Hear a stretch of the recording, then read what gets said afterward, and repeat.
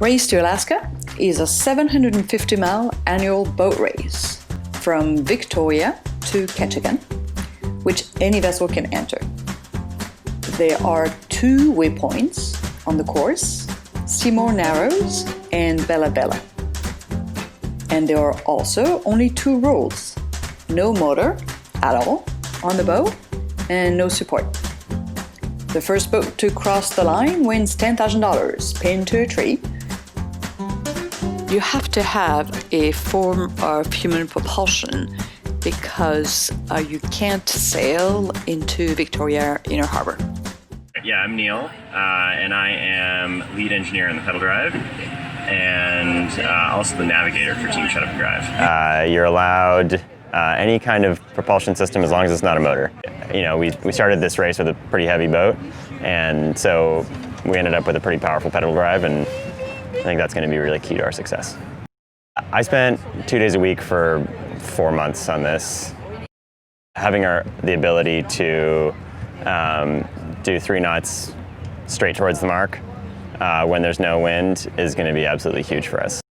Yeah, so it's 4 bikes mounted on the back of the boat, and there's a pair of bikes on the port and starboard side, and each pair of bikes turn a shaft, and the shaft turns a belt, the belt turns a propeller down in the water. I'm installing some extra bottle cages because we had a little incident in one of our test rides where Tanguy made a freeze-dried food meal out of petroleum, and that caused friction among the team. Now we're going to have dedicated bottle cage for this milky goo that Satchel consumes, and another dedicated bottle cage for the water that the rest of us consume. And it's been really cool doing the race again and seeing that the pedal drives have become sort of standard. Hey, I'm Alex. This is Ian. We got Will and Dan's in the hole. We got in the water with the pedal drives for the first time yesterday, and they worked better than hoped. These just press into the water like that. They lock in place, and we optimize the drops. For our next trick, we're gonna make pedal-powered airplanes. I'm Satchel Douglas. I was one of the people that got the team involved in this adventure. I'm responsible for the foredeck stuff, and when I'm asleep, other people do it, but they do it my way. I'm also our assistant navigator, backing up Neil when he's asleep. I'm also the boat captain. I'm responsible for the functioning of the mechanical systems and making sure that everything goes according to plan. I think it's a really cool sailing race. Because it's not handicapped, it's just a straight out race.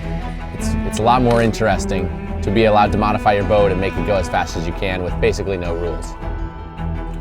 I'm expecting all kinds of conditions out there. We're going to be pedaling for hours, we're going to be ripping upwind and chop, we're going to be ripping downwind and waves.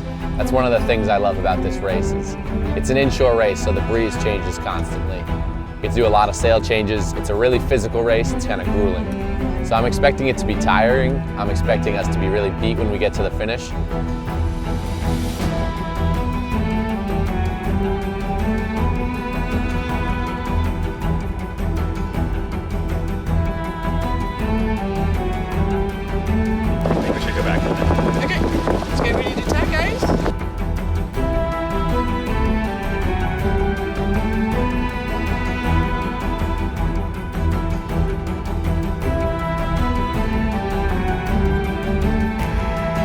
Guess where boats are racing also this summer? Hawaii. Fucking millennials.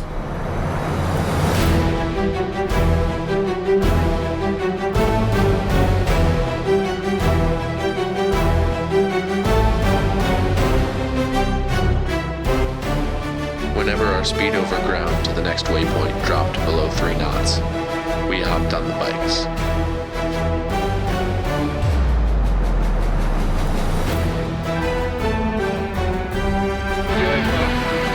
What's going on, guys? Oh, we're going to Alaska. How about you? If you think we're gonna tow you, you got something coming.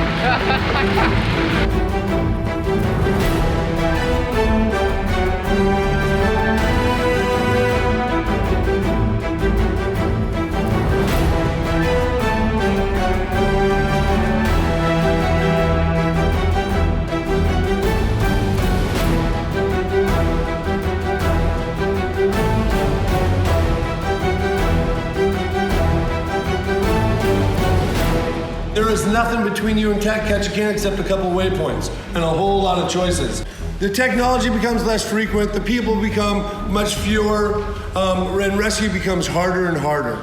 Everything gets further and further away till you get to a place where when you're screaming, no one's gonna hear you.